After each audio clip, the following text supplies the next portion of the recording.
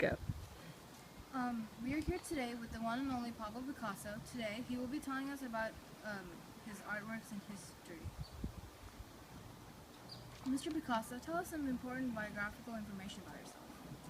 I was born on October 25th, 1881 in Malaga, Spain, and died in France in April of 1973. My full name is Pablo Picasso Diego Jose Francisco de Juan Nepomuceno Maria de los Remedios Ciprano Santissima Trinidad Martyr Patricio Clito Ruiz y Picasso. Yes, I know it's long. I have my mother and my father, who is a painter and an art teacher. I was a poor student, but a prodigious art at a young age. Tell us about your educational life of art. Where are all the places you have studied? Well, at 13, I surpassed the skills of my father and lost all desire for schoolwork. In 1895, when I was 14 years old, I moved to Barcelona, Spain, where I got accepted to a school of fine arts. Usually, only people older than me got accepted to the school, but because of my extraordinary performance in the entrance exam, I was accepted. I was frustrated with the fact of learning about the same people, and so I decided to skip class and draw Barcelona.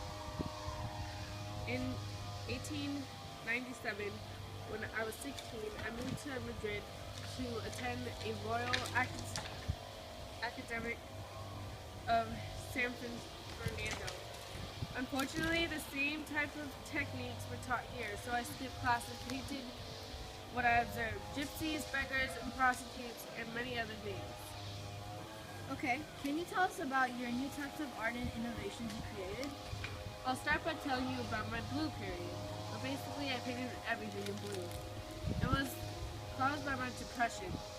My paintings were mostly doleful subjects, such as prostitutes, beggars, and drill cards.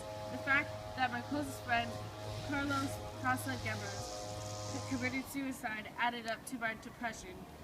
One of my most famous paintings from the period was Blue leading a horse. Boy leading a horse. Silly me. On the other hand, I had a time in life which people refer to as the Rose period. In that time period, my paintings had a warmer color, and most of them were pink. Romanticism was one of the most major influences to this period. I started with more self-expression and created my very own styles. I tried to experiment in the style that renders my subject anonymous, resulting in an artistic matrix of a person, rather than a person. One of my most famous paintings was Boy with Pipe. Another one of my inventions was distorted figures.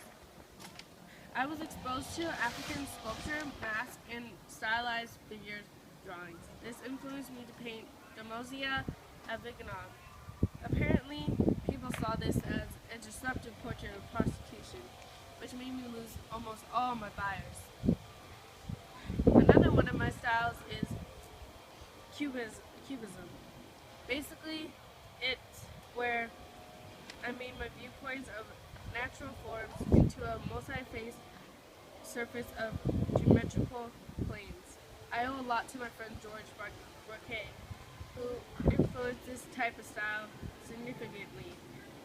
During the war period, I painted Guernica for the Spanish government.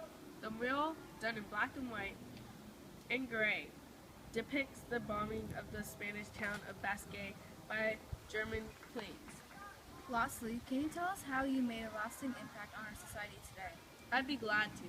My inventions in the 20th century's most important movement, Cubism, and I also invented the collage. My accomplishments paved the foundation of modernism. Well, that's all for today. Thank you for joining us, Mr. Picasso.